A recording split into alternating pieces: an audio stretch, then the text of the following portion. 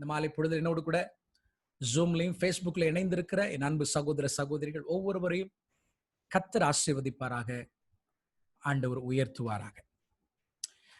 உடன்படிக்கைகளை குறித்து பார்த்து வருகிறோம். இந்த சத்தியத்தினுடைய தலைப்பு த நியூ கவனன்ட், புதிய உடன்படிக்கை என்கிற தலைப்பில் நம்ம கர்த்தருடைய வசனங்களை தியானித்து வந்தாலும், புதிய உடன்படிக்கையை நாம் அறிந்து கொள்ள வேண்டும் என்றால் அதை குறித்ததான சத்தியங்கள் திரளாய் அடங்கி இருக்கக்கூடிய வேத புஸ்தகத்தில் இருக்கக்கூடிய மற்ற உடன்படிக்கைகளை நாம் தியானிக்க வேண்டும். சோ ஃபார் உடன்படிக்கை என்றால் என்ன என்பதையும், பின்பு நோவாவினுடைய உடன்படிக்கையை குறித்தும் ஆபிரகாமினுடைய உடன்படிக்கையை குறித்தும் தியானித்து வருகிறோம். ஹல்லேலூயா. இதற்கு பின்பதாக இஸ்ரவேல் ஜனங்களோடு தேவன் சீனாய் மலையில செய்து கொண்ட மோசேயின் மூலமாய் ஆண்டவர் செய்த உடன்படிக்கையை தியானிக்க போகிறோம். பின்பு தாவீதோடு கூட தேவன் செய்து கொண்ட நித்திய உடன்படிக்கையை தியானிக்க போகிறோம். Then we're going to join, amen, with the new covenant. Hallelujah. ஆகவே என்னோடு கூட நீங்க பொறுமையா இந்த பிரயாணத்துல வந்து கொண்டிருக்கிறீர்கள். அநேகர் ஆவலோட இருக்கிறீங்க. நேற்று தினத்துல கர்த்தருடைய வார்த்தை வெளிப்பட்டது. நிச்சயமா நீங்கள் ஆசீர்வதிக்கப்பட்டிருப்பீர்கள் என்று நம்புகிறேன். சோ நேற்றைய தினத்துல நான் சொன்ன காரியத்தினுடைய தொடர்ச்சியை நாம் இன்றைக்கும் நான் கேட்க போகிறோம். ஏனால் இன்றைக்கு ஆபிரகாமினுடைய உடன்படிக்கை பார்ட் 3 பேச போறேன். அகெயின் கர்த்தருக்கு சித்தமானால் ஆபிரகாமினுடைய உடன்படிக்கை பார்ட் 4 நாம பார்ப்போம். ஏன்னா ஆபிரகாமினுடைய உடன்படிக்கையில ரட்சிப்பை குறித்த அளவற்ற விசேஷங்கள், சத்தியங்கள் என்ன செய்து அடங்கி இருக்கிறது. படிச்சுக்கிட்டே இருக்கலாம். ஹல்லேலூயா. ஆபிரகாமோடு கூட தேவன் செய்து கொண்ட உடன்படிக்கை என்கிற ஒரே தலைப்புல மாத கணக்குல கூட என்ன செய்யலாம், பேசலாம். ஹல்லேலூயா. ஆனாலும் உடன்படிக்கைனா என்ன அப்படின்றத நீங்க தெளிவா புரிஞ்சுக்கணும்ன்றதுக்காக நான் பொறுமையாக ஒவ்வொரு உடன்படிக்கையை நம்ம என்ன செய்கிறோம், கற்று வருகிறோம். ஹல்லேலூயா. சரி, என் அன்பு தேவனுடைய பிள்ளைகளை, உடன்படிக்கை என்றால் அல்லது உடன்படிக்கையினுடைய அம்சங்கள், உடன்படிக்கை என்றாலே 2 வார்த்தைகள். நம்ம ஆபிரகாமுடைய உடன்படிக்கையை குறித்து போறதுக்கு முன்னாடி ஒரு ஜெனரலா சில விஷயங்களை சொல்லிட்டு நம்ம அதுக்குள்ள போகலாம். 2 எபிரேய வார்த்தைகள் உண்டு. என்னோடு கூட சேர்ந்து ஆதியாகமம் 47ஆம் அதிகாரம், உங்களுடைய வேத புஸ்தகத்தை திருப்பிக் கொள்ளுங்க. ஆதியாகமம் 47ஆம் அதிகாரம், Genesis chapter 47. ஹல்லேலூயா. ஆமென். அதாவது வேதத்துல எங்கெல்லாம் ஆண்டவர் உடன்படிக்கையை பற்றி பேசுகிறாரோ, அல்லது எங்கெல்லாம் 2 நபர்களுக்கு இடையே உடன்படிக்கை நடக்கிறதோ, அந்த இடத்துல எல்லாம் நீங்க இந்த 2 வார்த்தைகளை சேர்ந்து வருகிறத நீங்க பார்க்க முடியும். You can see a word pair which comes in the Bible wherever it talks about the covenant. Amen. எடுப்போம் என்னோடு கூட சேர்ந்து ஆதியாகமம் 47ஆம் அதிகாரம் 29, 30 ஆகிய வசனங்களை நம்ம வாசிப்போம். ஆதியாகமம் 47, 29, 30. இஸ்ரவேல் மரணம் அடையும் காலம் சமீபித்தது. அப்பொழுது அவன் தன் குமாரனாகிய யோசேப்பை வரவழைத்து அவனை நோக்கி, என்மேல் உனக்கு தயவு உண்டானால் உன் கையை என் தொடையின் கீழ் வைத்து என்மேல் பட்சமும் உண்மையும் உள்ளவனாயிரு அப்படிம்பாரு. சோ என்னன்னா, இது தகப்பனுக்கும் மகனுக்கும் இடையில நடக்கக்கூடிய ஒரு உடன்படிக்கை. அப்ப என்ன செய்யறாங்க, ஒரு அவங்களுடைய கல்ச்சர், தொடையின் கீழ் என்ன செய்யறாங்க, கரத்தை வைத்து தகப்பனோட ஒரு உடன்படிக்கை பண்றார். அப்பா மகன்கிட்ட கேட்கிறார். யாரு? யாக்கோபு யோசேப்கிட்ட கேட்கிறார், மகனே என்மேல் பட்சமும் உண்மையும் உள்ளவனாயிரு அப்படிங்கிறார். நல்லா புரிஞ்சுக்கோங்க.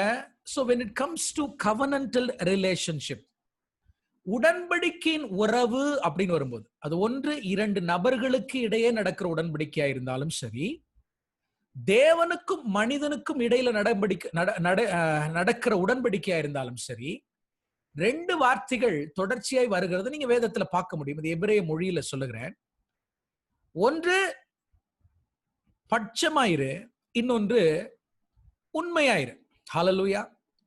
ஒன்னு loyalty in love, loyal in love. என் மேல நீ என்னவாரு, அன்பாரு, பட்சமாயிரு.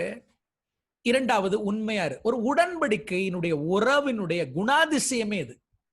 ஹல்லேலூயா. ஆண்டவர் என்ன சொல்றாரு, நான் உன்னோடு கூட உடன்படிக்கை பண்ணுகிறேன் மகனேன்னா என்ன அர்த்தம்னா, ஆண்டவர் நம்மோடு கூட செய்து கொண்ட உடன்படிக்கையினுடைய முக்கியமான கேரக்டரிஸ்டிக் என்ன தெரியுமா? பட்சமும் அன்பும். நம்ம நேற்றைக்கு பலியை பத்தி பார்த்தோம், இன்னைக்கு நம்ம பார்க்க போறோம். அதை தான் தொடர்ந்து ஆபிரகாமினுடைய உடன்படிக்கையிலுக்குள்ள அந்த மிருகங்களை துண்டிக்கும் பொழுது என்னென்ன நடந்திருக்கும் அப்படின்றத நேற்று ஒரு 2-3 பாயிண்ட்ஸ் மாத்திரம் தான் சொன்னேன். இன்னைக்கு மற்ற பாயிண்ட்ஸ் நான் உங்களோட கூட சொல்ல போகிறேன். ஹல்லேலூயா. பட்சம் என்ற வேர்டுக்கு ஹீப்ருல ஹெஸ்ட் என்ற வேர்டு.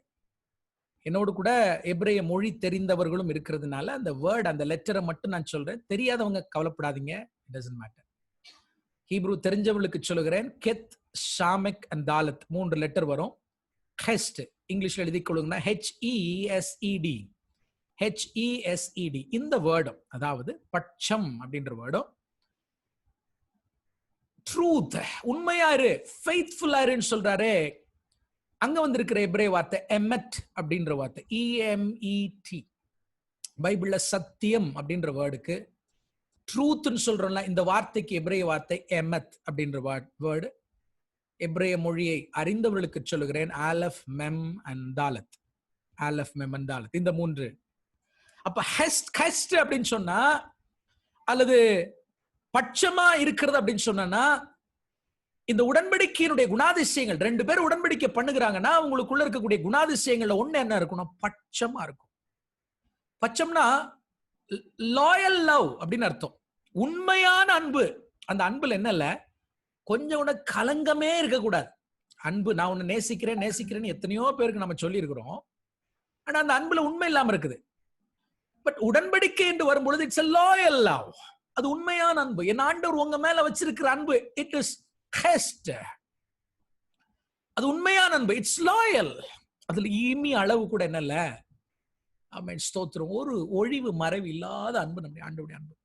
சோ பைபிள்ல உடன்படிக்கைனால இப்படிதான்.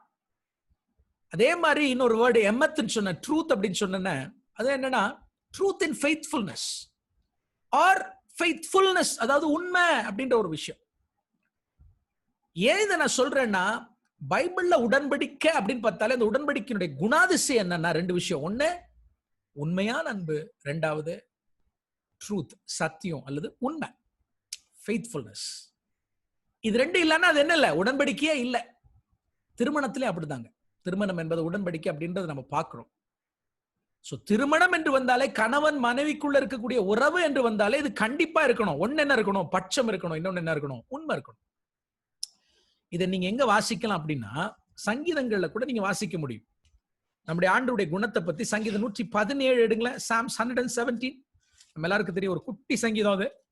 சங்கீதம் 117 ஈஸியா மனப்பாடம் பண்ணிடலாம். வாசிப்போமா? 1-2. ஜாதிகளே எல்லாரும் கர்த்தரை துதியுங்கள், ஜனங்களே எல்லாரும் அவரை போற்றுங்கள். அவர் நம்மேல் வைத்த கிருபை பெரியது, கர்த்தரின் உண்மை என்றென்றைக்கும் உள்ளது. இங்க இந்த 2 வேர்டும் பேரா வரதை நீங்க பார்க்க முடியும். ஒன்று நான் சொன்னேனே, ஹெஸ்ட்ன்ற வேர்டும் எமெட் அப்படின்ற வேர்டும் 2 பேரா வரும். கிருபை அப்படின்னு தமிழ்ல வந்திருக்கிறது, ஆங்கிலத்துல சில இடங்கள்ல லவ் அப்படின்னு வந்திருக்குது. 2வது அவருடைய உண்மை இல்லையா, உண்மை என்ன. அப்போ ஆண்டவர் எப்பவுமே உங்க மேல அவர் பட்சமும், அவர் உண்மை உள்ளவராயிருக்கிறார். ஒரு ஆமென் சொல்லுங்க பார்க்கலாம். அப்படி உடன்படிக்கை, உங்களோடு கூட ஆண்டவர் செய்து கொண்ட உடன்படிக்கையினுடைய குணாதிசயம், கேரக்டர் ஆஃப் அ கவனன்ட் அப்படி கூட எழுதிக்கலாம். கேரக்டர் ஆஃப் அ கவனன்ட், உடன்படிக்கையினுடைய குணமே என்னன்னா பட்சமும், அடுத்தது உண்மையும். ஆண்டவர் எவ்வளவு நல்லவர். ஹல்லேலூயா.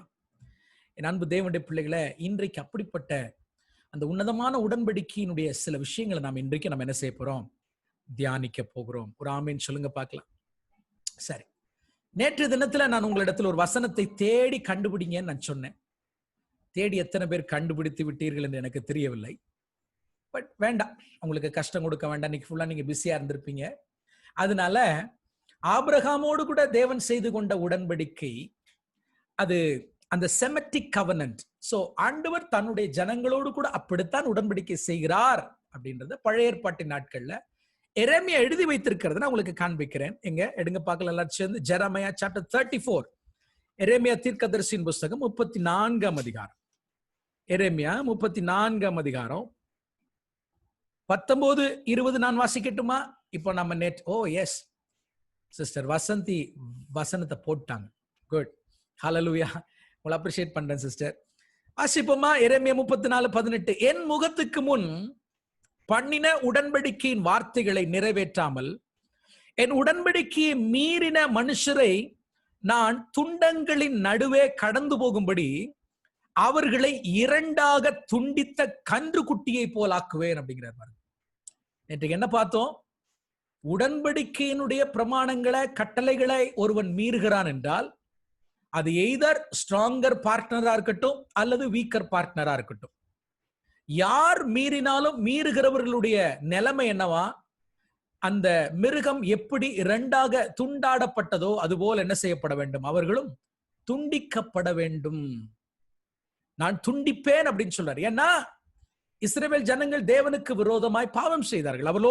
அவரோடு கூட உடன்படிக்கை செய்த ஜனங்கள் அவருக்கு விரோதமாய் பாவம் செய்த பொழுது ஆண்டவர் என்ன சொல்றார்? என் உடன்படிக்கையை மீறின மனுஷரை நான் துண்டங்களின் நடுவே கடந்து போகும்படி அவர்களை இரண்டாக துண்டித்த கன்று குட்டியை போலாக்குவேன். கன்று குட்டியின் துண்டங்களின் நடுவே கடந்து போன யூதாவின் பிரபுக்களையும் எருசலேமின் பிரபுக்களையும் பிரதானிகளையும் ஆசாரியர்களையும் தேசத்தின் சகல ஜனங்களையும் அப்படியே செய்து அப்படின்னு சொல்லி ஆண்டவர் தொடர்ந்து வாசிக்கிறார். அப்ப உங்களுக்கு தெரியுது இல்லையா? இஸ்ரவேல் ஜனங்களோட தேவன் அந்த நாட்களிலே எப்படி உடன்படிக்கை செய்கிறார்? வெட்டப்பட்ட அந்த மிருகங்களினுடைய துண்டங்களின் நடுவே நின்று. அப்ப ஒரு விஷயத்தை நல்லா புரிஞ்சு வச்சிருப்பீங்க. ஆண்டவரோடு கூட உடன்படிக்கை செய்கிறோம் என்றால் அதனுடைய கற்பனைகளுக்கு, அதனுடைய கட்டளைகளுக்கு நாம் என்ன செய்ய வேண்டும்? கீழ்ப்படிய வேண்டும்.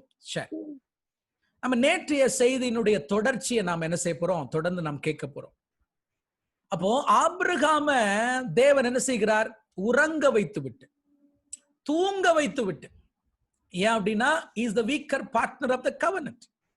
உடன்படிக்கையினுடைய பலவீனனாய் ஆபிரகாம் இருக்கிறபடினால, அம்மேன் ஸ்தோத்திரம். என் அன்பு தேவனுடைய பிள்ளைகளே, ஆபிரகாமை கர்த்தர் என்ன செய்கிறாரு? தூங்க வைத்து விட்டு அவனுக்கு பதிலாக அவனுடைய இடத்தை ஆண்டவர் எடுத்துக் கொள்கிறார். ஏன் தெரியுமா? God knows என் மகன் உண்மையா இருக்க முடியாது. இந்த உடன்படிக்கை அவன் மீறுவான், ஆகார அவன் தெரிந்து கொள்ளுவான், பஞ்சம் பிழைப்பதற்காக கானானை விட்டு எகிப்துக்கு போவான் அப்படின்றது ஆண்டவருக்கு நன்றாக தெரியும். அவர் முன்னதாகவே ஆபிரகாமுடைய இடத்தை அவர் என்ன செய்தார்? எடுத்துக்கொண்டார் அப்படின்றத பார்க்கிறோம். ஹல்லேலூயா. கவனிங்க, ஒரு விஷயத்தை நான் வேகமா சொல்ல விரும்புகிறேன்.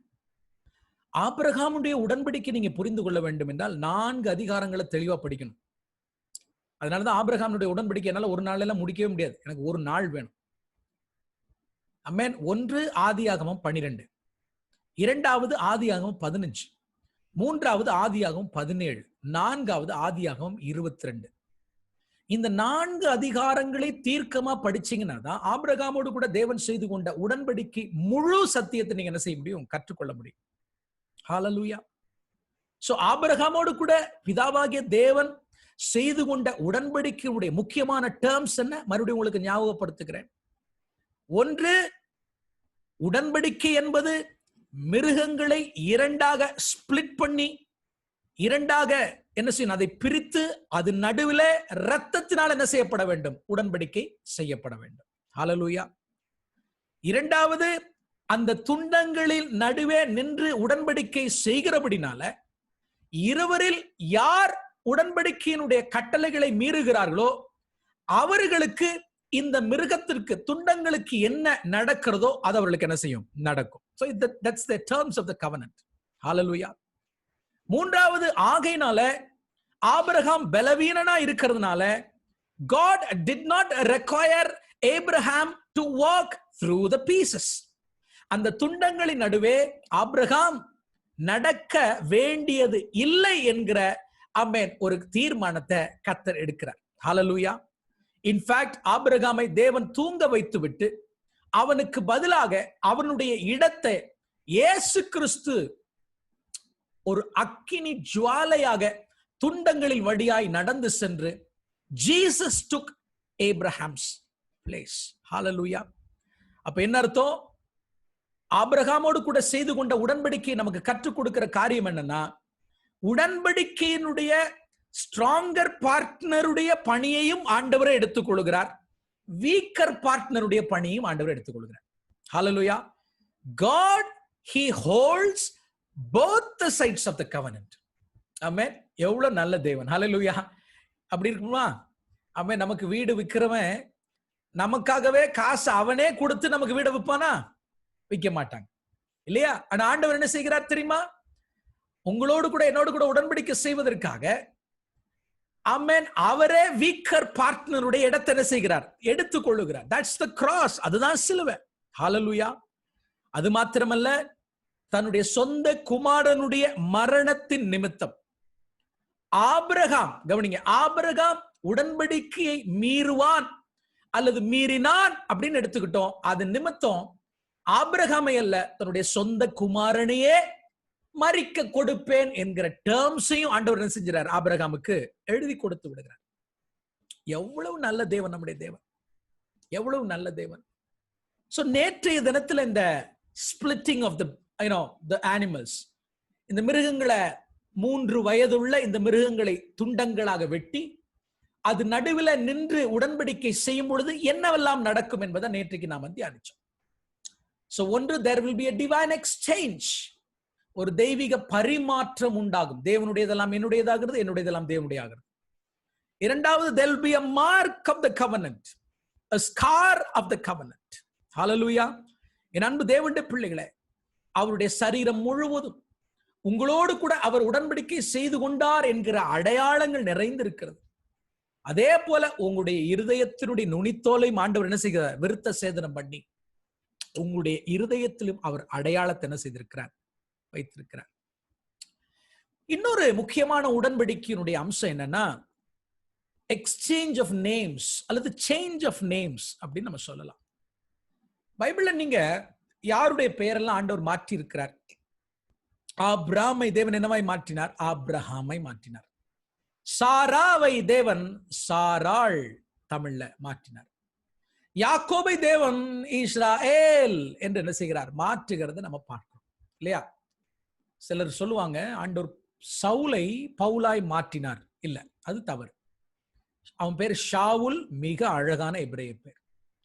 அவன்தான் தன்னுடைய பெயரை அந்த நாட்களிலே ரோம சாம்ராஜ்யத்தினுடைய பட்டணங்கள்ல பெரும்பான்மையாக வழங்கி வரக்கூடிய எல்லாருக்கும் பரிச்சயமான பெயர் பவுலோஸ், ஒரு கிரீக் பெயர். அந்த பெயரை பவுல் தான் மாற்றிக்கொள்ளுகிறான். காரணம், இந்த பெயர் இருந்தால் ரோம சாம்ராஜ்யத்துல நமக்கு பல இடங்கள்ல வாசல் திறக்கும். குறிப்பாய் சீசருக்கு முன்பதாக போய் நின்று தைரியமாய் பேச முடியும் என்கிற பின்னணியில ஷாவுல் என்கிற தன்னுடைய பெயரை அவன் மாற்றிக்கொள்ளவில்லை. பவுல் என்று என்ன செய்கிறான்? அழைக்கப்படுகிறான் அல்லது தன்னை அழைத்துக் கொள்ளுகிறான். ஆண்டவன் பெயரை மாற்றல. ஆனா இந்த old testament we can see நிறைய பேருடைய பெயர்களை கர்த்தர் என்ன செஞ்சிருக்கிறார்? மாற்றி இருக்கிறார். பெயர் மாற்றுவதில் ஒரு பெரிய விசேஷம் உண்டு. தேவன் ஆபிரகாமோடு கூட செய்து கொண்ட உடன்படிக்கையில சொன்ன அதிகாரங்களை மறுபடியும் வாசித்து பார். Because if you know the entire covenant, you have to read all this chapter. ஆமென். 12, 15, 17, 22 ஆதியாகமம். அதுல ஆண்டவர் ஆபிரகாம் என்கிறவனுடைய பெயரை ஆபிரகாமாய் மாற்றுகிறார்.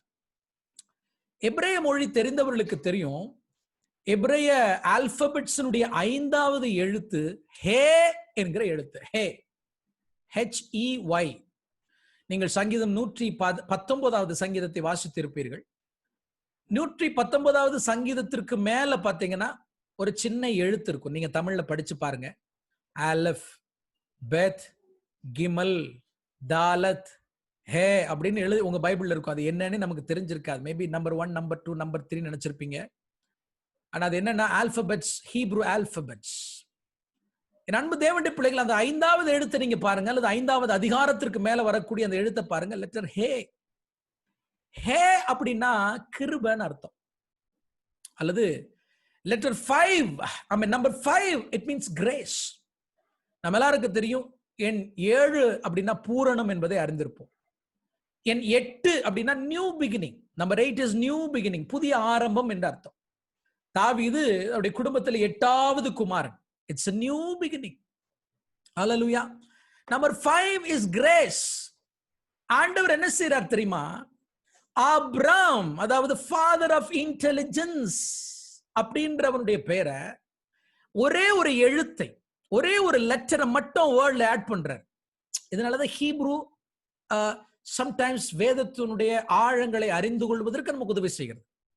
சிலர் வாதிடுவாங்க, ஹீப்ரு படிச்சாதான் ஏன் பரலோகம் போக முடியுமான்னா. அப்படியெல்லாம் கிடையாது. ஹீப்ரு படிச்சு நாங்க யாரும் ரட்சிக்கப்படல. ஹல்லேலூயா. நானும் தமிழ் பைபிள்ல தான் என்ன செய்யறேன், பைபிளை படிக்கிறேன். எபிரேய மொழியை கற்றுக்கொள்ளுகிறதுனால ஒரு அட்வான்டேஜ் என்னன்னா, இந்த மாதிரி சில ஆழங்களுக்கு செல்லலாம், ஆண்டுடைய அன்பை இன்னும் அதிகமா ருசிக்கலாம். அவ்வளவுதான். It's an advantage. என் அன்பு தேவனுடைய பிள்ளைகளே, அப்போ லெட்டர் ஹே 5வது எழுத்து அவனுடைய பேர்ல ஆட் பண்றார். ரோல போர்டெல்லாம் இருந்துச்சுன்னா அதை எழுதி உங்களுக்கு காண்பிக்கலாம். பட் எனிவே என்ன செய்கிறார் ஆண்டவர்? ஆபிரகாமுடைய வாழ்க்கையை கிருபையை ஆட் பண்றார். God adds grace to the life of Abraham. சாரா அப்படின்ற அவளுடைய பெயரை சாராள் என்று மாற்றும் பொழுதும் ஒரே ஒரு லெட்டரை மட்டும்தான் ஆட் பண்றார். எந்த லெட்டர் தெரியுமா?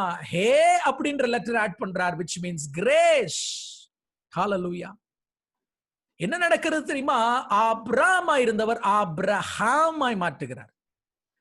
சாராவா இருந்தவர் என்ன சாராளாய் மாறுகிறார். கவனிங்க, நான் ஏற்கனவே சொன்ன ஆபிரகாம் அப்படின்னு சொன்ன ஃபாதர் ஆஃப் இன்டெலிஜென்ஸ் இப்போ ரஹம் மாத்துறார். ரஹம் அப்படின்னா கற்பம்னு அர்த்தம். ஹிந்தில ரஹம் அப்படின்னா மர்சி, ரைட்? ஆமென். ஹிந்தில ரஹம்னா மர்சி இல்லையா, கிருபைன்னு சொல்லுவாங்க. I think I am right. ஆமென். ஆமென். ஹீப்ரூல ரஹம் அப்படின்னா கற்பம்னு அர்த்தம். அப்ப ஆபிரகாம் அப்படின்னா என்ன அர்த்தம்னா கற்பங்களின் பிதான்னு அர்த்தம். ஆண்டவர் ஆபிரகாம் சொன்னார்ல, ஆபிரகாமே உன்னிடத்திலிருந்து தேசங்கள் புறப்படும் என்ன, nation will rise out of you. அநேக தேசங்களை ராஜாக்களை பெற்றெடுக்கிற கற்பத்தை கர்த்தர் ஆபிரகாமுக்கு வைத்தார். எப்ப வச்சாரு தெரியுமா? அவன் வாழ்க்கையில கிருபை ஆட் பண்ணப்பட்ட போது. என் அன்பு தேவனுடைய பிள்ளைகளை, கிருபையை குறித்து தெரிந்து கொள்ள வேண்டும் என்றால் ஆபிரகாம் உடன்படிக்கை படிங்க. ஆபிரகாமும் கிருபையினாலதான் தகப்பனானான், கிருபையினாலதான் நீதிமானானான். கிருபை என்பது it is not about the new கவர்னன்ட். கிருபை என்பது என் அன்பு தேவனுடைய பிள்ளைகளே ஆபிரகாமினுடைய உடன்படிக்கையில சொல்லப்பட்டது என்பது ஒரு நாள் மறந்து போக வேண்டாம். Grace it starts in Genesis, not in the new testament. கிருபையை மிகைப்படுத்தி பேசுகிறவர்களுக்கு சொல்லுகிறேன், ஏதோ புதிய உடன்படிக்கையை வைத்து மாத்திரம்தான் கிருபையை புரிந்து கொள்ள வேண்டும் என்று நினைக்காதீங்க. ஆபிரகாமினுடைய பெயரே மாற்றப்படுவதற்கு காரணமே ஆண்டவருடைய கிருபை. ஆண்டவருடைய கிருபை. கிருபை தான் அவனை தகப்பனா என்ன செய்தது? மாற்றிட்டு. மலடியா இருந்த சாராள அவன் நகைக்க வைத்தது என்னது? கர்த்தருடைய கிருபை. ஹalleluya. கிருபை. ஆமென். ஆபிரகாமுடைய உடன்படிக்கையில் என்ன இருந்துச்சு? கிருபை இருந்துச்சு. கிருபை இருந்துச்சு. ஹalleluya. இன்னும் நிறைய பார்க்க போறோம். பட் இந்த உடன்படிக்கைன்னு வரும்போது என்னெல்லாம் அதுல இருந்ததுன்றதை நம்ம பார்க்கிறோம். ஒண்ணு, எக்ஸ்சேஞ்ச் இருந்தது, டிவைன் எக்ஸ்சேஞ்ச். உங்க வாழ்க்கையில் அது நடந்திருக்கிறது. இரண்டாவது, விருத்த சேதனம் இருந்திருக்கிறது, மார்க் ஆஃப் த கவர்னன்ட். உங்க வாழ்க்கையிலும் அது நடந்திருக்கிறது. ஆபிரகாமுடைய உடன்படிக்கையில கிருபையை பார்த்தோம். உங்க வாழ்க்கையிலும் தேவன் என்ன செய்திருக்கிறார்? கிருபையை ஊற்றி இருக்கிறார். உடன்படிக்கையில டெஸ்ட் இருக்குன்னு உங்களுக்கு தெரியுமா? உடன்படிக்கையில என்ன உண்டு?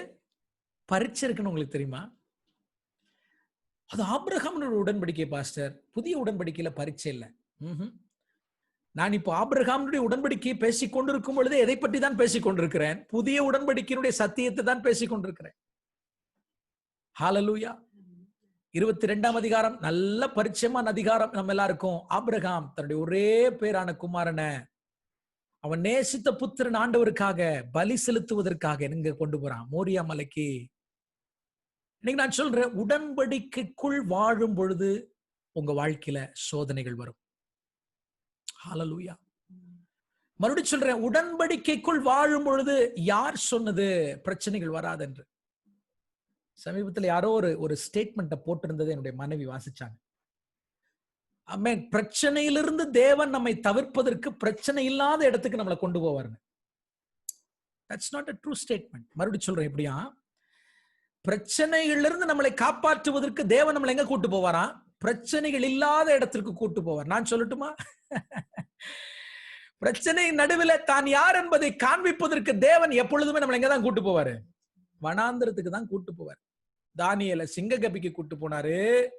சாத்ராக் மேஷாக் ஆபேத்நேகோ அக்கினி, ஆமென், ஸ்தோத்திரம், சூளைக்குள்ள கூட்டு போனாரு. இஸ்ரவேல் ஜனங்களை வனாந்திரத்துக்கு கூட்டு போனாரு. என் அன்பு தேவனுடைய பிள்ளைகளை, எங்கெல்லாம் பைபிள்ல பிரச்சனைன்னு பார்த்தீங்களோ அங்கெல்லாம் தான் அற்புதத்தை பார்த்திருக்கீங்க. பைபிள்ல பிரச்சனைன்னு ஒன்ன பரிசுத்தவான்கள் பார்க்கலன்னா நீங்களும் நானும் ஆமென் ஆண்டவரை மகிமைப்படுத்துவதற்கு ஒரு அற்புதமுமே இருந்திருக்காது. இன்னைக்கும் நான் சொல்றேன், உங்க வாழ்க்கையில எப்பெல்லாம் நீங்க ஆண்டவரை உயர்த்துனீங்க, எப்பெல்லாம் மகிமைப்படுத்துனீங்கன்னு கொஞ்சம் யோசித்து பாருங்க. எப்பெல்லாம் உங்க லைஃப்ல பிரச்சனை வந்ததோ அப்பதானே கர்த்தர் உங்களுக்கு அற்புதம் செய்தார். அப்பொழுது கர்த்தர் நீங்க என்ன செஞ்சீங்க? உயர்த்துனீங்க இல்லதானே? Hallelujah. When you are in covenant, you will be tested. You will be tested. சங்கீதக்காரன் சொல்லுகிறான், ஆண்டவரே காலைதோறும் நான் தண்டிக்கப்படுகிறேன். ஆமென். Listen very carefully. ஆபிரகாமோடு கூட தேவன் உடன்படிக்கை செய்ததனுடைய ஆமென் அல்லது ஆபிரகாமை அந்த உடன்படிக்கையினுடைய டெஸ்டுக்குள்ள வழி நடத்தி சென்றதனுடைய ரிசல்ட் என்ன? What would be the result of every test? குழந்தைகளுக்கு நான் கேட்கிறேன், நீங்க எக்ஸாம் எழுதினவன கண்டிப்பா ரிசல்ட் வருமா வராதா? சலோமி, வருமா வராதா? கண்டிப்பா வரும் இல்லையா? எக்ஸாம் எழுதுனா என்ன வரும்? ரிசல்ட் வரும். ஒன்னு பாஸ் வரும், இல்லாட்டி ஃபெயில் வரும். ஹல்லேலூயா. நிச்சயமாய் ஆண்டவர் நம்மை திராணிக்கு மேலாக சோதிக்கப்பட்டார். ஆமென். அது உடன்படிக்கைக்குள்ள இருக்கக்கூடிய அவர் பிள்ளைகளுக்கு வரக்கூடிய சோதனைகள் எல்லாவற்றிலும் ஜெயிப்பதற்கான பலனையும் திராணியும் அவர் கொடுக்கிறார். ஆபிரகாமோடு கூட தேவன் செய்து கொண்ட உடன்படிக்கைக்குள்ள இருந்த ஆபிரகாமுக்கு வந்த சோதனையினுடைய விளைவு ரிசல்ட் என்னவா இருந்துச்சு தெரியுமா? ஆபிரகாமுடைய கண்கள் திறக்கப்பட்டது. He started to see things as God sees. தேவன் பார்க்கிற விதமாய் வாழ்க்கையை பார்க்க ஆரம்பித்தார். தன்னுடைய பட்டயத்தை எடுத்து மகனை வெட்டுவதற்காக ஆயத்தமான பொழுது ஆண்டவர் சொல்றார், ஆபிரகாமே பிள்ளையாண்டன் மேல் உன் கைகளை என்ன செய்யாத, போடாத, போற்றாத. இப்பொழுது நான் அறிந்திருக்கிறேன். Now I know that you see the way I see. இப்பொழுது நான் அறிந்திருக்கிறேன். It took 40 years. கவனிக்கிறீங்களா பிரதர்? கவனிக்கிறீங்களா என் அன்பு சகோதரி சகோதரி? 40 வருஷம்.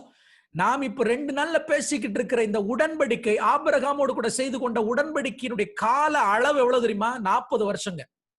ஒரு நாள்ல நடந்த உடன்படிக்கை அல்ல. ஒரு நாள்ல நடந்த உடன்படிக்கை அல்ல. ஆபிரகாமோடு கூட தேவன் செய்து கொண்ட இந்த உடன்படிக்கையினுடைய கால அளவு 40 வருஷம். 40 வருஷம். சோ அந்த உடன்படிக்கையினுடைய ஃபுல்ஃபில்மென்ட்க்கு, அந்த கடைசி தருவாய்க்கு வரும் பொழுதுதான் தேவன் என்ன செய்கிறார்? ஆபிரகாமை சோதித்தருகிறார். தேவன் ஆபிரகாமை சோதித்ததனுடைய விளைவு என்ன தெரியுமா? ஆபிரகாம் தேவன் பார்க்கிற விதமாய் பார்த்தார். எப்படி பார்த்தார்? என் மகனை கண்டன் துண்டமா வெட்டி சர்வ அங்க தகன பலியாக கர்த்தருக்கு அவனை ஒப்பு கொடுத்து அவன் சாம்பலா போனதுக்கு அப்புறம் கூட ஒவ்வொரு சாம்பலிலிருந்து எனக்கு கர்த்தர் பிள்ளைகளை கொண்டு வர முடியும் என்று தேவன் பார்க்கிற விதமாய் ஆபிரகாம் பார்த்தபடினால ஆமென் ஸ்தோத்திரம். கர்த்தர் சொல்லுகிறார், now Abraham I know you see the way I see. உடன்படிக்கையினுடைய பிள்ளைகளாகிய நீங்கள் உங்க வாழ்க்கையில சோதனைகள் வரும்போது சோர்ந்து போக கூடாது, தளர்ந்து போக கூடாது. உங்க பெர்ஸ்பெக்டிவ் கர்த்தர் மாற்ற விரும்புகிறார். You're going to see God in a different perspective. மாராவின் தண்ணீர் வந்த பொழுது ஜனங்கள் முறுமுறுத்தார்கள். ஆனா ஆண்டவர் மதுரமாய் மாற்றின பொழுது இஸ்ரவேல் ஜனங்கள் அவரை இதுவரையும் பாராத ஒரு பெர்ஸ்பெக்டிவ்ல பார்த்தாங்க. எப்படி? அவர் ஏகோவா ரஃபா, நானே உன் பரிகாரியாகிய கர்த்தர். பிரச்சனைகள் வர வர வர என் அன்பு தேவனுடைய பிள்ளைகளே, ஆண்டவரை குறித்த பார்வை மாறும். தேவனோடு கூட உடன்படிக்கை செய்திருக்கிறோம் என்பதற்காக பிரச்சனை வராதுன்னு மட்டும் என்ன செய்யாதீங்க, நினைக்காதீங்க. அடுத்தது உடன்படிக்கை, ஆபிரகாமோடு கூட தேவன் செய்து கொண்ட உடன்படிக்கையினுடைய அடுத்த விசேஷமான காரியம் என்னன்னா, இந்த வசனங்களை எடுக்க நமக்கு நேரம் இல்ல, நான் நீங்க தயவு செய்து படித்து பாருங்க. 12ஆம் அதிகாரத்துல ஆண்டவர் positive and negative aspects of the covenant ஆண்டவர் ஆபிரகாமுக்கு சொல்லி விடுகிறார். ஆண்டவர் சொன்னாரே, என் சிநேகிதனாகிய ஆபிரகாமுக்கு நான் காரியத்தை மறைப்பேனோ? என்ன செஞ்சார் தெரியுமா ஆண்டவர்? ஆபிரகாமின்க்கு பிள்ளையே பிறக்கல, ஆனா உன் சந்ததி பெருகுவாங்க, அந்நிய தேசத்துல போய் ஒரு 430 வருஷம் இருப்பாங்க, அடிமையா இருப்பாங்க. தின அந்த தேசத்திலிருந்து அந்த ஜனங்களை நான் விடுதலையாக்கி அவர்களை எமோரியர்கள், எபூசியர்கள், கானானியர்கள், மோவாபியர்கள், அவன் இவன் இருக்கக்கூடிய அந்த தேசத்துல கொண்டு போய் அவர்கள் என்ன செய்வேன்? அவங்கள வைப்பேன் அப்படின்னு சொல்லிட்டு பாசிட்டிவ் அண்ட் நெகட்டிவ் ஆஸ்பெக்ட கர்த்தர் சொல்லிடுறார். சோ ஆபிரகாமோடு கூட தேவன் செய்து கொண்ட உடன்படிக்கையினுடைய அம்மன் ஸ்தோத்திரம், அதில் இருக்கக்கூடிய அவருடைய ஆப்ளிகேஷன்ஸ், அவருடைய கடமைகள் எல்லாவற்றையும் சொல்லுகிறார். அது என்னன்னா, ஆபிரகாமே உனக்கு நான் ஒன்னே மறைக்க மாட்டேன்ப்பா, உன் பிள்ளைங்க பெருகுவாங்க. ஆனா ஒண்ணு சொல்றேன், உன் பிள்ளைங்க கொஞ்ச நாளைக்கு எங்க இருக்க வேண்டியது இருக்கும், எகிப்துல ஒரு 430 வருஷம் அடிமையா இருப்பாங்க. கவலைப்படாத, அவங்கள அங்கிருந்து என்ன செய்வேன், விடுதலையாக்கி எங்க கொண்டு போவேன், பெரிய தேசத்துல அவளை சொந்தமா, நீ இப்ப வந்து கூடாரம் போட்டு வாசஞ்சரையே இந்த தேசத்தினுடைய ஜனங்கள் என்னவா இருக்க போறாங்க, குடியிருக்க போகிறாங்கன்னு சொல்லிட்டு ஆண்டவர் என்ன செய்கிறார், பாசிட்டிவ் அண்ட் நெகட்டிவ் ஆஸ்பெக்ட்ஸ் எல்லாத்தையும் சொல்றார். நான் சொல்றது உங்களுக்கு புரியுதா? நடக்க போகிற எல்லா விஷயங்களாக முன்பதாகவே சொல்லுகிறார். புதிய உடன்படிக்கையும் அதேதான் பிரியமான தேவனுடைய பிள்ளைகளே. சிலுவையிலே ஆண்டவராக இயேசு கிறிஸ்து தன்னுடைய இரத்தத்தினால் உங்களோடு கூட அவர் உடன்படிக்கை செய்த பொழுது அதனுடைய பாசிட்டிவ் விஷயங்களை சொல்றாரு. நெகட்டிவ்னு சொன்னா நீங்கள் சந்திக்க போகிற சோதனைகளையும் ஆண்டவர் சொல்லிடுறாரு. பலர் புதிய உடன்படிக்கைன்னு எடுத்துக்கோங்க. நம்ம புதிய உடன்படிக்கை பழைய உடன்படிக்கைன்னு பேச போறது இல்ல. இப்ப நீங்க எல்லாரும் ஓரளவுக்கு கிளியர் ஆயிருப்பீங்க, ரைட்? உடன்படிக்கை என்று வந்தாலே ரெண்டு விஷயத்தை கர்த்தர் சொல்லிடுறார். ஏசப்பா சொல்லலையா, தன்னுடைய கடைசி நாட்கள்ல தன்னுடைய சீஷர்களோடு கூட அமர்ந்து என்ன செய்கிறார், அவர் பேசுறார். பாசிட்டிவா பேசினாரா நெகட்டிவா பேசினாரா? நிறைய விஷயங்கள் நெகட்டிவா பேசினார். நெகட்டிவ் இன் சென்ஸ், நான் சொல்றது புரிந்து கொள்ளுங்க, அவன் கடந்து செல்ல வேண்டிய கடினமான பாதைகளை பற்றி பேசினார். பிள்ளைகளே, நீங்க ஓநாய்களுக்குள்ள போகணும்பா அப்படிங்கிறார். உலகத்தில் உங்களுக்கு உபத்திரவம் உண்டுன்னு சொல்றார். உங்கள் துக்கம் என்னவா மாறும், சந்தோஷமாய் மாறும் சொல்றார். உங்களை கொண்டு போய் அதிகாரிகளுக்கு முன்பதாக நிறுத்துவாங்கன்னு சொல்றார். நீங்க பாடுகளை அனுபவி, அதாவது அவரோடு கூட உடன்படிக்கை செய்த நமக்கு கர்த்தர் ஒன்றையுமே மறைக்கல. ஈவன் தி நெகட்டிவ் திங்ஸ் எல்லாவற்றையும் சொல்லுகிறார். ஆகவே இதை கேட்டுக்கொண்டிருக்கிற அன்பு தேவனுடைய பிள்ளைகளே, யாராகிலும் கிறிஸ்தவ வாழ்க்கை, இயேசு கிறிஸ்துவை நீங்கள் நம்புங்கள், உங்கள் வாழ்க்கையில பிரச்சனையே வராது. It's going to be better process. உங்க லைஃப் சும்மா ஆஹா ஓஹோ அப்படி மாறுதுன்னா நம்பவே நம்பாதீங்க. பைபிள் அப்படி எங்கேயுமே இல்ல. ஹல்லேலூயா. என் அன்பு தேவனுடைய பிள்ளைகளே, ஆண்டவரிடத்துல வாருங்க. ஆமென். அவருடைய உடன்படிக்கையில் அவரோடு கூட இணைக்கப்படுங்க. பிரச்சனைகள் நிச்சயமாய் வரும். ஏன்னா இந்த உலகம் ஆமென் நம்முடைய உலகம் அல்லவே அல்ல. ஆமென். உலகம் உங்களை பகைக்கும், உங்களுக்கு விரோதமா வருவாங்க, உங்களை தீட்டு கொளுத்துவார்கள், உங்களை சிங்கங்களுக்கு இரையாக்குவார்கள். இதெல்லாம் கர்த்தர் சொல்லிட்டு சொல்றாரு, நல்ல செய்தியும் சொல்றேன், உங்களை நான் திக்கற்றவர்களாக ஒரு நாளும் விட மாட்டேன். உங்களோடு என்னென்றைக்கும் இருப்பதற்காக தேற்றற வாழனாகிய பரிசுத்த ஆவியானவரை உங்களுக்கு என்ன செய்வேன், கொடுப்பேன்ற பாசிட்டிவ் ஆஸ்பெக்ட் நமக்கு கொடுத்துட்டு போயிருக்கிறார் ஆண்டவர். கரங்களை தட்டி ஆண்டவருக்கு மகிமை சொல்லுங்க பார்க்கலாம். ஹல்லேலூயா. ஆகவே நம்ம திருமணத்திற்கு முன்பதாக அல்லது திருமணத்தினுடைய ஆரம்ப கட்டத்துல ஒரு கணவனை பார்க்கும்போது அந்த மனைவிக்கு ஆஹா, உலகத்திலேயே பெஸ்டான கணவன் எனக்கு தான் ஏன் கிடைச்சிட்டார். இப்பெல்லாம் அந்த எங்கேஜ் முடிச்ச உடனே 1 மாசம் 2 மாசம் ஒரு 5 மாசம் 6 மாசம் இருக்கிறதுனால அந்த 6 மாசம் இவங்க போன்லயே பேசுவாங்க. ஹல்லேலூயா. ஐயோ பாவமா இருக்கும். கூரையில ஏறி பேசுவான், காம்பவுண்ட் மேல ஏறி உட்காந்து பேசிக்கிட்டு இருப்பான், தொங்கிட்டு இருப்பான். ஆமென். பேசுவான். அந்த பொண்ணு மயங்கிரும். ஐயோ, இந்த மாதிரி ஒரு ஆள், இவருக்கு கோபமே என்ன செய்யாது, வராது போல இருக்கே அப்படின்னு சொல்லி அவன் அவ்வளோ அன்பா இருப்பான். அதே மாதிரிதான் இவனு நினைச்சுக்கிட்டு இருப்பான். கல்யாணம் ஆனதுக்கு அப்புறம் தான் ஒரு 2 மாசம் கழிச்சுதான் தெரியுது உண்மையான ஆளு வெளியில வாராரு. ஏங்க உங்களுக்கு கோபமே வராதுன்னு நான் நினைச்சேன். நீ பாசிட்டிவா மட்டும்தான் பார்த்த, நெகட்டிவ் என்ன செய்யல, பார்க்கல. இது மாதிரிதான் ஆமென். அன்பு தேவனுடைய பிள்ளைகளை, கிறிஸ்தவ வாழ்க்கையில ஆண்டவர் உங்களோடு கூட செய்து கொண்ட உடன்படிக்கையில there is nothing secret. ஆண்டவர் ஆமென் எதையுமே நமக்கு மறைக்கல. there is no password. ஹல்லேலூயா. சில நேரங்கள்ல மனைவியுடைய ஏடிஎம் பாஸ்வேர்டு கணவனுக்கு தெரியறது இல்ல, கணவனுடைய ஏடிஎம் உடைய பாஸ்வேர்டு மனைவிக்கு தெரியறது இல்ல. மொபைல் போன் கூட எல்லாம் அன்லாக் பண்ணி வச்சிருந்தாங்க. ஆமென். ஆனா உங்களுக்கு தெரியும், in marriage there is nothing secret. அது மாதிரிதான் நம்முடைய ஆண்டவர் எல்லாவற்றையும் நமக்கு வெளிப்படுத்துகிறார். every positive and as well as the negative. ஹல்லேலூயா. உடன்படிக்கை என்று வந்தால் இதுவும் உண்டு. எவ்வளவு விஷயம் இருக்கு பாருங்க உடன்படிக்கையில. இது அப்படியே புதிய உடன்படிக்கையோடு நீங்க மேட்ச் பண்ணணும். ஏன் நம்ம நோவானுடைய உடன்படிக்கையெல்லாம் காவாசி கூட சொல்லலைங்க. ஆமென். ஏன்னா அப்படியே இழுத்துட்டே போயிருந்த வருஷம் கடைசி வரைக்கும்ன்றதுக்காக தான் அப்படி கட் பண்ணேன். இப்ப ஏப்ரஹாமினுடைய உடன்படிக்கையை நேத்தையோட முடிக்கணும்னு நினைச்சேன், என்னால முடிக்க முடியல. ஆமென், ஸ்தோத்திரம். ஏன் தெரியுமா? இவள் எல்லாவற்றிலும் புதிய உடன்படிக்கையுடைய சத்தியங்கள் அடங்கி இருக்கிறது. நான் சொல்ல சொல்ல சொல்ல சொல்ல நீங்க புதிய உடன்படிக்கையோட இணைச்சு என்ன செய்யுங்க, அதை பார்த்து கொள்ளுங்க. I think you can do it. ஹalleluya. அடுத்தது, உடன்படிக்கைனா ஒரு அடையாளம் இருக்கும். ஹalleluya. என்ன இருக்கும்?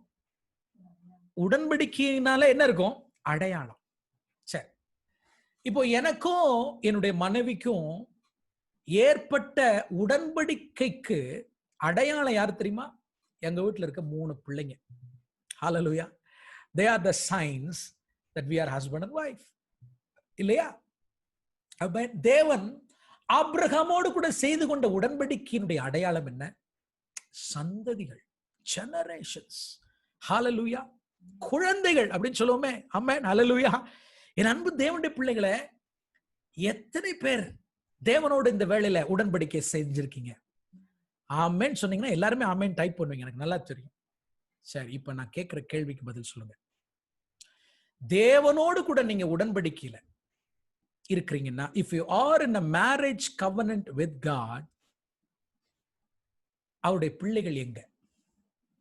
உங்க வீட்டுல நீங்க பெற்றிருக்கிற பிள்ளைகளை நான் கேட்கல. I'm not talking about your children. ஆண்டவருக்காக நீங்க பெற்றெடுத்த பிள்ளைங்க எங்க? எங்க? ஒரு ஆளை சொல்ல முடியுமா? ஒரு ஆளை சொல்ல முடியுமா? உடன்படிக்கைக்குடைய அடையாளமே என்னன்னா பிள்ளைங்க தான். பிள்ளைங்க தான். இன்னைக்கு நான் வேதனையோடு சொல்லுவேன், புதிய உடன்படிக்கை என்றால் ஆசீர்வாதத்தை மட்டுமே கேட்டு கேட்டு பழகி போன உங்களிடத்துல ஆவியானவர் கேட்கிற கேள்வி, என் அன்பு மகனே மகளே, உன்னோடு கூட நான் செய்து கொண்ட உடன்படிக்கை சாதாரணமான உடன்படிக்கை அல்ல, திருமண உடன்படிக்கை. திருமணம் என்று சொன்னாலே கல்யாணம் ஆயிருது, 2 மாசம் ஆகுது, 3 மாசம் ஆகுது, பெருசுக கேட்பாங்க, வயதான ஆட்கள் கேட்பாங்க, என்ன ஏதாவது வயிற்றுல பூச்சி புழு ஏதாவது, எப்படியா பூச்சி புழுவான். எதிர்பார்ப்பு என்னன்னா, கல்யாணம் ஆன உடனே என்ன செய்யணும், குழந்தைக்கு என்ன செய்யணும், அவங்க ரெடி ஆயிருக்கணும் இல்லையா? அந்த அந்த கேள்வி கேட்க ஆரம்பிச்சிடுறாங்க. என் அன்பு தேவனுடைய பிள்ளைகளை, இன்னைக்கு ஆண்டவர் உங்களை பார்த்து கேட்கிறாரு, என் அன்பு பிள்ளைகளை, நான் உன்னோடு கூட ரத்தத்தினால் உடன்படிக்கை செய்திருக்கிறேன், இவ்வளவு காரியங்களை உனக்காக நான் செய்திருக்கிறேன். Where is my children? எங்க என்னுடைய ஆத்துமாக்கள்? எங்க என்னுடைய ஆத்துமாக்கள்? எத்தனை பேரை நீ பெற்றிருக்கிறாய்? ராகேல் கேட்டாலே அவன் யாக்கோபுடைய சட்டையை பிடிச்சு கேட்கிறா, பிள்ளை குடும் இல்லாவிட்டால் சாகிறேன், பிள்ளை குடும் இல்லாவிட்டால் சாகிறேன். எத்தனை நாள் ஆண்டவருடைய சமூகத்துல முழங்கால் படிட்டு அழுதிருப்பீங்க, ஆண்டவரே உமக்கும் எனக்கும் ஏற்பட்ட உடன்படிக்கையினுடைய அடையாளங்களாய் இருக்கிற பிள்ளைகளை எனக்கு தாரும், ஆத்துமாக்களை எனக்கு தாரும். ஆண்டவரே, நீர் வரப்போகிறீரே, உம்மை நான் சந்திக்கும் பொழுது ஒரு மலடாய் ஆமென் பிள்ளைகள் இல்லாமல் நான் உம்மை சந்திப்பேனே, இந்த நிலம் மாறணும், ஆண்டவரே எனக்கு பிள்ளைகளை தாரும் என்று எத்தனை நாட்கள் ஆத்துமாக்களுக்காக கதறி இருக்கிறீங்க, ஆத்துமாக்களுக்காக கண்ணீர் வடிச்சிருக்கீங்க. ஆசீர்வாதம் மட்டுமே வேணுமே. Where are the children? Abraham மலடா இருந்தான், கிருபை அவனுடைய வாழ்க்கையில் ஆட் பண்ணப்பட்டது, தேவனுக்காக பிள்ளைகளை பெற்றான். இன்னைக்கு வரைக்கும் அவங்க பிள்ளைங்க சாட்சியா இருக்கிறாங்க. இன்றைக்கு வரைக்கும் நீங்களும் நானும் யாரு? ஆபிரகாமுடைய பிள்ளைங்க. கிருபையினால, கிருபைக்கு என்ன செஞ்சவங்க? நம்ம கிருபையினால பிறந்தவங்க. ஆபிரகாம் மேல இருந்து நிச்சயமா ஆமென் ஸ்தோத்திரம், தேவனுக்கு முன்னாடி இளைப்பாரி கொண்டிருக்கிற ஆபிரகாம் ஒரு நாள்ல சொல்லுவாரு, நம்ம எல்லாரும் ஒன்றா இணைஞ்சு தேவனுக்கு முன்னாடி நிக்கும் போது ஆபிரகாம் சொல்லுவாரு, நான் ஒரு நாள் மலடா இருந்தேன், 100 வயசுல என் வாழ்க்கையில் ஆண்டவர் கிருபை ஆட் பண்ணாரு, எனக்கு இவ்வளவு பிள்ளைகள் அப்படிங்கிற Abraham. Wow, what a father. உங்களுடைய பிள்ளைங்க எங்க? Where are your children? Where are your children? உடன்படிக்கைக்குள்ள இதெல்லாம் இருக்குதுமா? நேற்றைக்கு கடைசியா முடிக்கும் பொழுது ஆபிரகாமுடைய கடமைகள் என்னன்றது நான் சொன்னேன், இன்னும் நான் அதை ஸ்டார்ட் பண்ணவே இல்லை, பட் இப்போ ஒண்ணு நான் சொல்றேன். உடன்படிக்கை என்றால் அவருக்கு மட்டுமே ஆப்ளிகேஷன்ஸ் இருக்கு, அவர் மட்டுமே ஒன் சைடரா எல்லாம் செய்வாரு, நான் செய்ய வேண்டியது ஒன்றுமில்லை என்று நினைக்காதீங்க. நீங்க அவருக்கு பிள்ளைகளை பெற்றுக் கொடுக்கணும். ஹalleluya. இன்றைக்கே தீர்மானம் எடுங்க. அந்த உடன்படிக்கைக்கு அடையாளமே பிள்ளைகள் தான் என்பதை ஒரு நாள் என்ன செய்ய வேண்டாம், மறந்து போக வேண்டாம். ஹல்லேலூயா. ஆதியாகமம் 18 அதிகாரத்தை நீங்கள் வாசித்து பார்ப்பீர்கள் என்றால், தேவன் ஆபிரகாமோடு கூட செய்து கொண்ட உடன்படிக்கையினுடைய இன்னொரு அம்சம் the meal of the covenant. உடன்படிக்கைனா உணவு, the meal of the covenant. இல்லையா? கல்யாணம் முடிஞ்சவன என்ன போடுவாங்க? விருந்து போடுவாங்க. விருந்து போடுவாங்க இல்ல? எங்கெல்லாம் உடன்படிக்கை நடக்குதோ அங்க என்ன இருக்கும்? விருந்து இருக்கும். ஆதியாகமம் 18 அதிகாரத்துல 3 பேர் ஆபிரகாம் வீட்டுக்கு வராங்க. It's a covenant meal. உங்களுக்கு தெரியுமா அது? Hallelujah. It's a covenant meal. அது உடன்படிக்கையினுடைய விருந்து. உங்களுக்கு தெரியுமா, நீங்களும் நானும் உடன்படிக்கையினுடைய விருந்தை சாப்பிட்டுட்டு இருக்கோம். உங்களுடைய திருச்சபைகளில கர்த்தருடைய பந்தியில நீங்க கலந்து அவருடைய சரீரத்தையும் அவருடைய ரத்தத்தையும் நீங்க நினைவு கூறும் பொழுதெல்லாம் என்னதை சாப்பிடுறீங்க தெரியுமா? That's a covenant meal. அவரோட உட்கார்ந்து சாப்பிடுறோங்க, அவரோட டேபிள்ல உட்கார்ந்து சாப்பிடுறோம். It's a covenant meal. ஏதோ போறோம், ஞானஸ்நானம் எடுத்துட்டோம், சிலருக்கு அது என்னன்னு தெரியல. ஐயோ, நான் இந்த மாசம் திருவிருந்து எடுக்காம போயிட்டேனேன்னு அடிச்சுக்கிறான். என்னன்னா அது ஏதோ ஒண்ணு, அது எடுக்கலன்னா நமக்கு ஏதோ மிஸ் பண்ண மாதிரி, தப்பு நடந்த மாதிரி ஆயிருது. என்னன்னா அது என்னன்னு தெரியறது இல்ல. ஹல்லேலூயா. என் அன்பு தேவனுடைய பிள்ளைகளே, இட்ஸ் a covenant meal. தேவன் உங்களோடு கூட செய்து கொண்ட உடன்படிக்கையை நீங்க மறக்காமல் இருப்பதற்காக அவர் வரும் அளவும் he is engaged to me.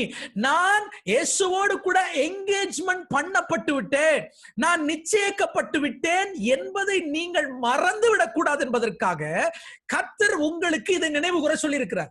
It's a ritual அப்படின்னு கூட எடுத்துக்கலாம். பழைய ஏற்பாட்டுல ஏராளமான ரிச்சுவல்ஸ் பார்த்திருக்கிறோம், பல சடங்குகளை பார்த்திருக்கோம். புதிய ஏற்பாட்டுல 2 இருக்கு. 2 தான், இல்லன்னு மட்டும் சொல்லாதீங்க. ஒன்று கர்த்தருடைய பந்தி, அதாவது பழைய ஏற்பாட்டுல உடன்படிக்கைக்கு சிம்பலா நம்ம முதல்ல பார்த்தோம் இல்லையா, அடையாளமா இருக்கக்கூடிய விஷயங்கள் நிறைய இருந்தது. புதிய ஏற்பாட்டுல புதிய உடன்படிக்கையில அதற்கு கீழே வாழுகிற நாமும் 2 விஷயத்தை என்ன செய்யறோம், இன்னும் சிம்பாலிக்கா கை கொண்டு இருக்கிறோம். ஒன்று கர்த்தருடைய பந்தி, இன்னொன்னு ஞானஸ்நானம். இல்லையா? ஞானஸ்நானம் என்பது அவரோடு கூட மரித்து, அவரோடு கூட அடக்கம் பண்ணப்பட்டு, அவரோடு உயிர் தெழுந்ததற்கான சிம்பாலிக் மீனிங் உடையது. திருவிருந்து அவரோடு கூட நான் நிச்சயிக்கப்பட்டு விட்டேன்.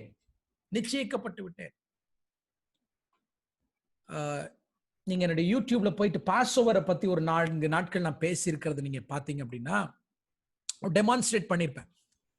அப்போ பஸ்கா பண்டிகை அன்றைக்கு 4 கோப்பைகளை வச்சிருப்பாங்க. 4 கப்ஸ் இருக்கும், 4 கப் இருக்கும். இந்த மாதிரி 4 கப் இருக்கும். இன்ஃபேக்ட் ஆண்டவராக இயேசு கிறிஸ்து தன்னுடைய சீஷர்களோடு கூட அந்த கடைசி பஸ்காவை அவர் செலிப்ரேட் பண்ணும்போது அங்க 4 கப் இருந்திருக்கும். அதை பற்றி இப்ப பேச நமக்கு டைம் இல்லை. அதுல 4வது கப்பை தான் ஆண்டவர் என்ன செய்யறார், எடுத்து மூன்றாவது கப்பை என்ன செய்வார், எடுத்து, அதுக்கு பேர் மீட்கின் கோப்பைன்னு சொல்லு, அது எடுத்து ஆண்டவர் என்ன செய்யறார், அப்பதான் கொடுப்பார். இது என்னுடைய புதிய உடன்படிக்கையின் ரத்தமா இருக்கிறது, வாங்கி பானம் பண்ணுங்கள். ஆமென். இன்னைக்கு யூதர்கள் அந்த 3வது கப்பை எடுத்து என்ன சொல்லுவாங்கன்னா அனி அருசா அப்படின்னு சொல்லுவாங்க. என்ன சொல்லுவாங்க? அனி அருசா. ஹீப்ரூல அப்படின்னு என்ன அர்த்தம்? ஐ ஆம் என்கேஜ்ட் அப்படின்னு அர்த்தம். அதை குடிக்கும் போது என்ன சொல்லுவாங்கன்னா ஐ ஆம் என்கேஜ்ட்.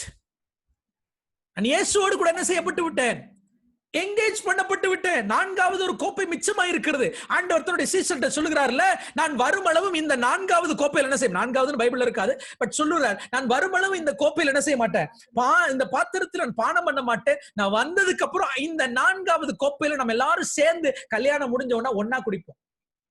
ஹல்லேலூயா. திருமணம் முடிஞ்ச உடனே அந்த பெப்சி பாட்டிலுக்குள்ள ஒரு 2 ஸ்ட்ராவை போட்டு குடிப்பாங்க பாருங்க, இல்லையா? அதுபோல ஆண்டவர் சொல்றார் தன்னுடைய சீஷர்கள்ட்ட, நான் வந்ததுக்கு அப்புறம் 4வது கோப்பை, அத மெசியானிக் கோப்பை என்று சொல்லுவார்கள், அதில் நம்ம என்ன செய்வோம், சேர்ந்து குடிப்போம் என்று சொல்லுவாங்க. 3வது கோப்பையை குடிக்கும் போது என்ன சொல்லுவாங்க, அனி அருசா, நான் நிச்சயிக்கப்பட்டு விட்டேன். இன்றிலிருந்து திருவிருந்து எடுக்கும் பொழுது, அன்பு தேவனுடைய பிள்ளைகளே, அந்த கோப்பை எடுத்து உங்க வாயில குடிக்கும் பொழுது நீங்க எல்லாரும் சொல்லணும் என்னன்னு, அனி அருசான்னு சொல்லுங்க. ஹீப்ரூல சொல்லலாம் பரவாயில்ல, தமிழ்லயா சொல்லுங்க, நான் கிறிஸ்துவோடு கூட நிச்சயிக்கப்பட்டு விட்டேன். அப்படின்னா என்ன அர்த்தம்னா, எனக்கும் என் ஆண்டவருக்கு இடையில உடன்படிக்கை நடந்து விட்டது. அவர் சீக்கிரம் வந்து என்னை கூட்டு போறார். சீக்கிரம் வந்து என்னை கூட்டு போறார். எனக்காக என் பிதாவினுடைய வீட்டில் அநேக வாசஸ்தலங்கள் இருக்கு. எல்லாம் என்ன சொன்னார் ஆண்டவர்? அநேக. எங்க அப்பா வீட்டுல நிறைய ஏக்கரா இருக்கு. இப்படி சும்மா ஒரு உதாரணத்துக்கு சொல்றேன், எங்க அப்பா வீட்டுல ஒரு 10 ஏக்கரா இருக்கு. அந்த 10 ஏக்கரால ஒரு அழகான ஒரு இடத்துல, நல்ல ஒரு நீச்சல் குளம், ஸ்தோத்திரம், ஒரு அருமையான ஒரு வீட்டை உனக்காகவே கட்டி, இப்படிதான் ஆண்டவர் பேசுறாரு பாருங்க. என் பிதாவினுடைய வீட்டில் அநேக வாசஸ்தலங்கள் உண்டு, நான் போய் உனக்காக ஒரு வாசஸ்தலத்தை என்ன செய்வேன்? ஏற்படுத்தி அங்க உன்னை கூட்டு போவாங்கிறார். ஹல்லேலூயா. அங்க உன்னை கூட்டு போவேன்னு சொல்றார். என் அன்பு தேவனுடைய பிள்ளைகளே, தட்ஸ் கவனன்ட். அதுதான் உடன்படிக்கை. அதுதான் உடன்படிக்கை. ஆபிரகாமோடு கூட ஆண்டவர் செய்து கொண்ட உடன்படிக்கைக்குள்ள எவ்வளவு புதிய உடன்படிக்கை குறித்ததான ரகசியங்களை ஆண்டவர் பொதிந்து வைத்திருக்கிறார் பாருங்க. எவ்வளவு ரகசியங்கள். ஹல்லேலூயா. என் அன்பு தேவனுடைய பிள்ளைகளே, கர்த்தர் நல்லவர், அவருடைய கிருபை என்றும் உள்ளது. எத்தனை பேர் இந்த உடன்படிக்கைக்கு ஆண்டவருக்கு நன்றி சொல்றீங்க? நீங்களும் நானும் கொடுத்து வைத்தவர்கள். Never ever regret that you are a Christian. நீங்க தேவனுடைய பிள்ளையா இருக்கிறதுனால ஒரு நாளும் நீங்க கவலைப்படாதீங்க, ஐயோ நான் இயேசுவை ஏற்றுக்கொண்ட நாள்ல இந்த வாழ்க்கையில பாடுகள் வேதனைகள் இல்ல. பிரியமான தேவனுடைய பிள்ளைகளை, அவைகள் எல்லாம் எழுதி வைக்கப்பட்டிருக்கு.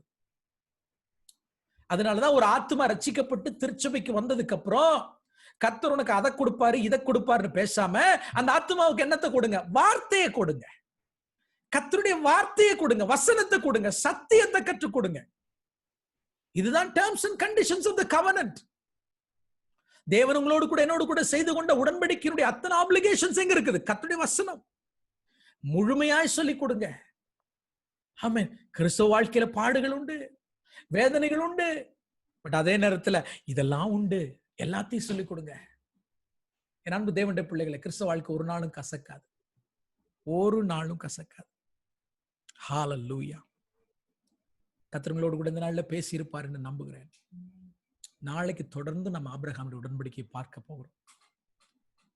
What is the responsibility of the Abraham? Let's see tomorrow. இன்னும் கொஞ்சம் விஷயங்களை பார்த்துட்டு நாம அடுத்தது ஓல்டு கவனன்ட், பழைய உடன்படிக்கை என்று அழைக்கப்படுகிற சீனாயினுடைய உடன்படிக்கை பற்றி பார்க்க போறோம். நான் ஏற்கனவே சொன்னேன், சிலர் கேள்வி கேட்டிருந்தீங்க, பாஸ்டர் பழைய உடன்படிக்கை என்று சொன்னீங்களே அது எது?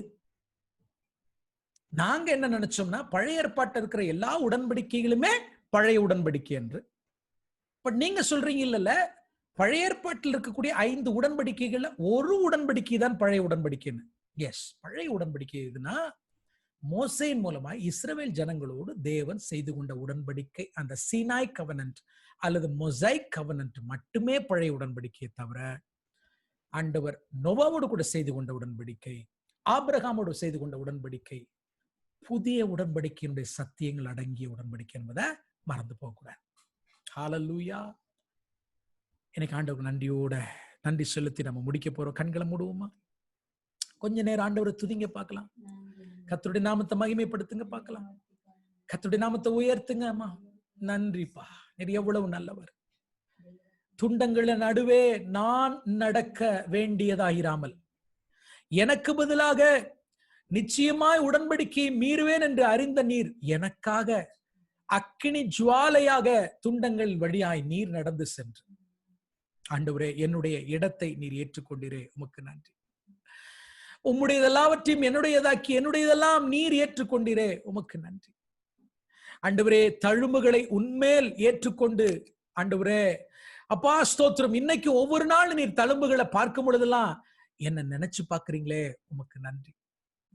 என் வாழ்க்கையில கிருபைய ஆண்டவரை ஆட் பண்ணி அப்பா என்னை ஆசீர்வதிச்சீங்களே, என்னை ரட்சிச்சீங்களே, உமக்கு நன்றி. எனக்கு ஒன்னையும் மறைக்கலப்பா ஆண்டவரே. உடன்படிக்கையினுடைய positive as well as negative aspects எல்லாத்தையுமே எங்களுக்கு நீங்க வெளிப்படுத்தி இருக்கிறீங்க. அதனாலதான் நாங்க இன்னைக்கும் பாடுகள் வேதனைகளை கண்டு அஞ்சவில்லை. அதற்கு நன்றி சொல்கிறோம். உடன்படிக்கைகள சோதனை ஒண்ணு உண்டு. ஆனாலும் அந்த சோதனையில கூட எங்களுக்கு நீங்க ஹெல்ப் பண்றீங்க. இந்த பரீட்சையில இந்த உலகத்துல யாரும் எங்களுக்கு ஹெல்ப் பண்ண மாட்டாங்க. ஆனா நீங்க வைக்கிற பரீட்சையில நீங்களே ஹெல்ப் பண்றீங்க ஆண்டவரே. இது எவ்வளவு நல்லவர்.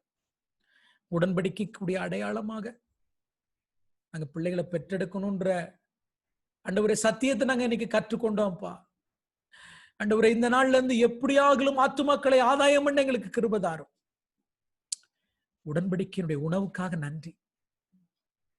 சீக்கிரமா எங்க ஆலயம்லாம் திறக்கப்படணும்.